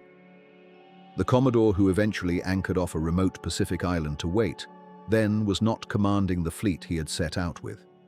He was commanding what survived of it: fewer ships, fewer hands, and a resolve that had, if anything, hardened rather than broken under everything the ocean had already asked of him. He chose his waiting ground the way any patient hunter would, off an island far enough from the shipping lanes to escape notice, close enough to the Manila galleon's known track to matter, and he settled his remaining ships into the same long, featureless vigil that had broken lesser captains before him. His men careened their hulls, mended what canvas could still be mended, and watched a horizon that gave them nothing for longer than any of them would have liked to admit. There is a particular kind of stillness in that sort of waiting, the sea flat and indifferent under a sun that tells you nothing about the date, let alone the hour. And it would not be hard to drift off entirely inside that stillness, the way the men themselves must sometimes have drifted at their watch, half convinced the whole voyage had been for nothing.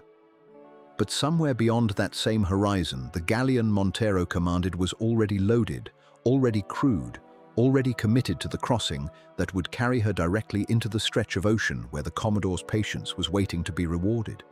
Neither man could see the other yet. Neither had any way of knowing how close the arithmetic had already drawn them, the hunter's calculations and the hunted ship's fixed and unshakable schedule converging on the same width of empty sea. What happened when those two finally came within sight of one another is not yet the part of the story that needs telling, only that it was coming, steadily, the way the tide comes in, indifferent to whether either side was ready for it. For now, there was only the ordinary work of an ordinary morning at sea, the kind that filled most of a crossing and left no trace in any log worth reading. Aboard Montero's ship, the watch changed. The cook portioned out what remained of the salted meat, and somewhere below, a soldier who had drilled at his gun 100 mornings without firing it, drilled at it once more, half listening to the creak of timber that had become as familiar to him as his own breathing. None of them yet had reason to look twice at the horizon. The Commodore's ships, meanwhile, sat low and patient behind their island, sails furled, waiting on a schedule no one aboard the galleon had ever been told existed. Somewhere in the days ahead, that gap would close. The morning it happened was the 9th of June in the year 1743, and the sea off Cape Espiritu Santo was doing what it always did at that hour, turning from black to pewter, then slowly toward a blue you could almost trust. Had you been standing near the rail of the Centurion that morning, you would have felt the ship change before anyone said a word. A kind of stillness spreading from the masthead down, because the lookout had called twice now, and the second call brought half the watch to its feet without an order given. A sail. Then, a breath later, a hull beneath it, low and long, and getting no smaller as the light strengthened around you. Commodore George Anson had waited the better part of a year for exactly this sighting. Though waiting is too passive a word for what he had actually done with the time, cruised, provisioned, careened his ships on a lonely coast, buried men he could not save, and kept his remaining vessels in fighting trim on a stretch of ocean that swallowed effort the way sand swallows rain. Now, off the cape that funneled every galleon bound from Manila toward home, the patience resolved itself into a decision made almost before it needed making.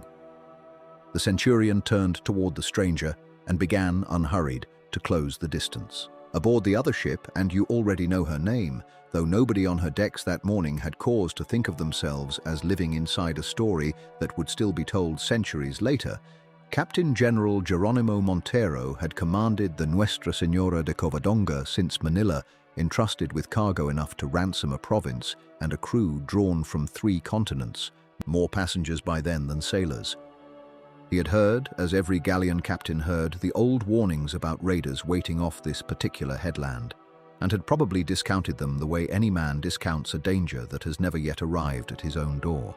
It arrived now, and you can imagine, if you like, how slowly that recognition must have travelled through him, from the lookout's cry to the glass raw-eyes to the order that must have followed it, quiet at first, because a man who has commanded a treasure galleon across 2 oceans does not shout before he has to. What Montero had under him was, by every measure that mattered on paper, the larger ship.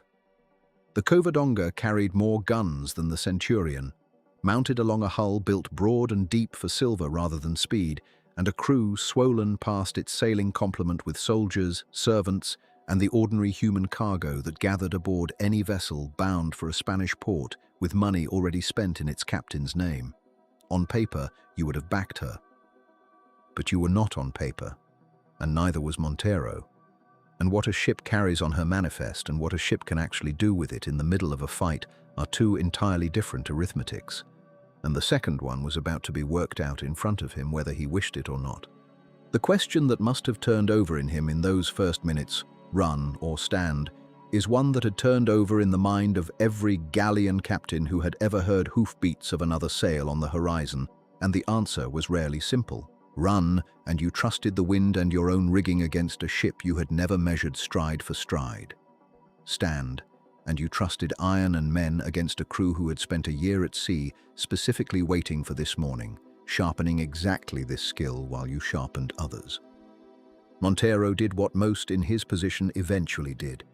He ran first, because running cost nothing to try, and only turned to stand when the sea itself refused to give him the room to keep running. The wind that day did not favor the Covadonga. She was heavier in the water than a ship built for speed had any business being, riding low on a hold packed with silver bars and boxes of coin, and every foot she gained the Centurion gained back within the hour. You could have watched it from either deck and known, long before either captain admitted it aloud, how the morning was going to end, not by a sudden stroke of luck, but by the slow, grinding mathematics of 2 hulls moving at 2 different speeds toward the same patch of empty water. By mid-morning, the range had closed enough that the first exchange became not a question of if, but of when, and it was the Centurion, faster and now within reach, that opened the engagement. The sound of it, if you had been standing anywhere within a mile of that stretch of sea, would have reached you as something closer to weather than to violence at first. A low concussion rolling flat across the water, then another, then a ragged pattern of them settling into something with a rhythm of its own. Smoke gathered along both hulls faster than the wind could carry it away, and for a while the ships themselves nearly disappeared inside it. 2 shapes trading iron through a haze that thickened with every broadside until the gunners on both sides were firing as much by memory of where the enemy had last been as by anything they could actually see. Aboard the Covadonga, a gun captain, one of perhaps 200 men working the batteries that morning, none of them recorded individually in the accounts that survive, each of them exactly the kind of man this whole voyage had always depended on and never troubled to name, would have known the drill by feel long before his eyes could confirm a target. Sponge, load, run out, fire, and begin again in a cycle that asked nothing of thought and everything of the body over and over until the arms stopped being arms and became simply the mechanism the gun required. It is worth pausing on him for a moment, whoever he was, because the entire chase, the maneuvering, the captain's decisions, the wind and the weight of silver in the hold, comes down in the end to men exactly like him, standing beside a hot barrel in the smoke, doing a job that would be remembered only as a casualty count if it were remembered at all. The Centurion's advantage, once the guns opened, showed itself in a way that no amount of tonnage on the Covadonga's side could answer. English gun crews, trained through a long, dull year of exercise off a coast that offered them nothing else to do, could load and fire at a pace the Spanish crew, however brave, simply could not match. Not through any failure of courage, but because speed with a gun is a skill built by repetition, and repetition was the one thing the Covadonga's long, largely uneventful crossings from Manila had never demanded of her people. Every minute the fight continued, that gap in rhythm widened.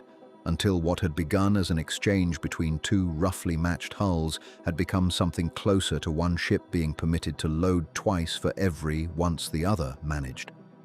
You would have felt it, standing anywhere near the Covadonga's rail, as a kind of erosion rather than a single blow, rigging parting overhead, a spar coming down somewhere forward with a sound like a tree giving way, the deck underfoot slick with something you would rather not examine too closely.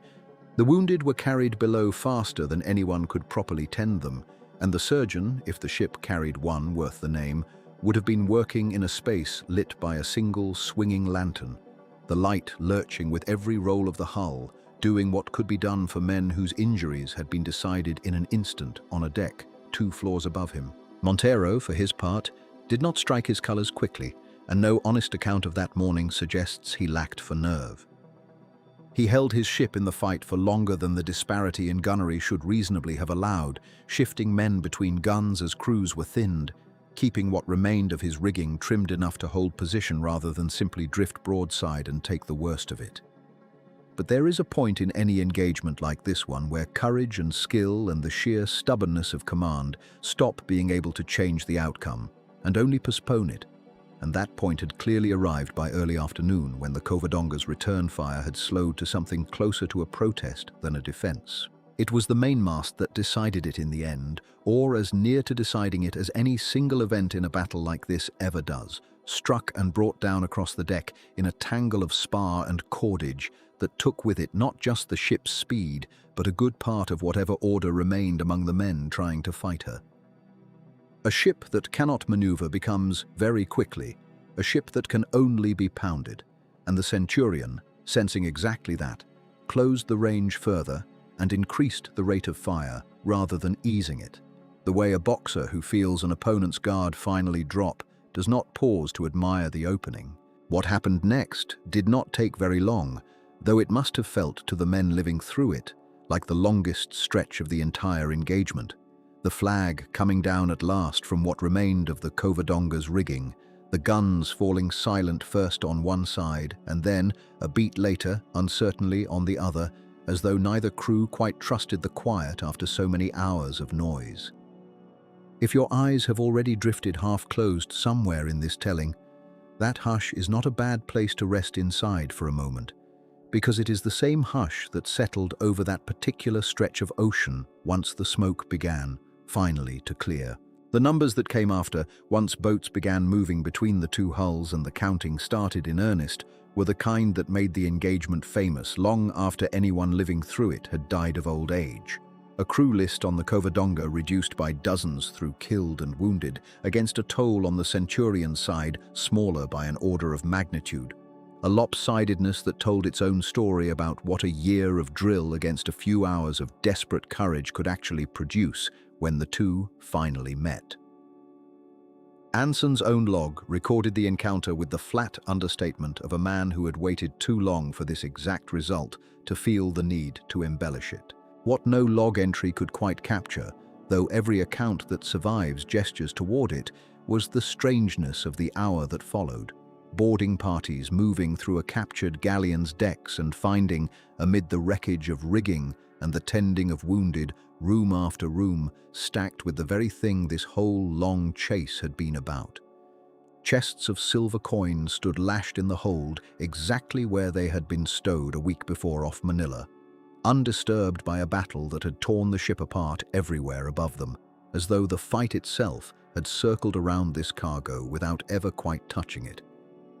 It would take days simply to move all of it across to the Centurion's own hold, and longer still to reckon, in any figure men could agree on, exactly what had just changed hands on that patch of water off a headland most of them would never see again. And it is that reckoning, the counting, the arguments over value, and everything that followed once the two ships parted ways, one triumphant and battered, the other a prize under a foreign flag, that carries the story on from here into what became of the silver, the crew, and the very idea of the treasure galleon. Once word of this single morning reached the ports on both sides of the ocean that had built their fortunes on ships exactly like her. The mainmast of the Covadonga had gone first, the great spar folding sideways in a slow collapse that no one aboard could stop, and after that, The fight was less a battle than a dismantling. You would have watched it happen in stages if you had been standing on the Centurion's deck that morning. First the rigging, cut away in long, trailing ribbons that dragged in the water alongside the hull like something wounded and still moving. Then the guns themselves, silenced not all at once but one at a time. A slow subtraction until the broadsides coming back across the water grew thin and finally stopped altogether. The smoke did not clear so much as thin, drifting off in sheets, and what it left behind was a ship that no longer answered to her own name. She sat lower than she had an hour before. Her decks, which had carried the ordered, unhurried confidence of a galleon that had crossed this ocean without real challenge for longer than anyone aboard her could remember, were now a tangle of fallen spars and men moving without direction, the kind of scene that tells you a fight is over before anyone has said so aloud. It is a strange thing watching a ship stop fighting. There is no single moment you can point to, no flag coming down in a clean and photographed instant. There is only a gradual quiet, gun by gun, until the last one goes silent and stays silent, and you realize the noise you had grown used to is simply gone. Aboard the Covadonga, that quiet settled sometime past noon when Geronimo Montero, her captain, looked at what remained of his ship and made the only decision left to him. He was, by every account that survives him, not a man who broke easily. He had commanded her through the long crossing from Acapulco with the same steady hand that had carried other galleons before her. And when the moment came to strike his colors, he is said to have done it without theater, without the collapse into despair that men half expected from a captain losing the richest prize of his career in a single morning. He gave the order. The flag came down, and whatever passed through him in that moment, the ruin of a voyage, the loss of a command, the silver now no longer his to deliver, he kept it, as far as the record shows, entirely to himself. You do not have to hold on to any of these details to follow what happened next. Let this part settle over you the way the smoke settled over both decks, thinning slowly until the shape of things becomes clear again. What happened next was this. Boats went across the water between the two ships, and the men who had spent the morning trying to kill each other now stood within arm's reach, exchanging nothing more dramatic than orders and the practical business of taking possession of a captured vessel. Commodore Anson received Montero aboard the Centurion with a courtesy that surprised more than one observer at the time, and that has been remarked upon by nearly everyone who has written about this action since. There was no gloating in it, no parade of the defeated captain before his crew. Anson is recorded as having treated Montero not as a prisoner to be humiliated, but as an officer who had done his duty and lost, which was, in the particular cruelty of naval warfare, the only distinction that mattered. He allowed him to keep his sword. He saw to it that the Spanish officers were housed with something resembling dignity rather than confinement, and that the ordinary sailors and the merchants traveling as passengers were not stripped of what little was theirs beyond the cargo that had made the ship worth taking in the first place. It was, by the standards of privateering warfare in that ocean and that century, an almost unnervingly restrained way to win. Perhaps you can imagine why. A man who has spent years chasing a single prize across an ocean, who has watched his own crews thinned by scurvy and storm and the sheer grinding patience the chase demanded of him, might have been forgiven for taking his victory harder, louder, less generously. Anson did not. Whatever drove him to that restraint, professional respect for another commander who had simply been overmatched, or some colder calculation about how prisoners well treated might behave better than prisoners abused, or perhaps something as simple as exhaustion after so long a hunt. The sources agree that his conduct that afternoon was measured and that Montero, for his part, met it with the same composure he had shown in defeat.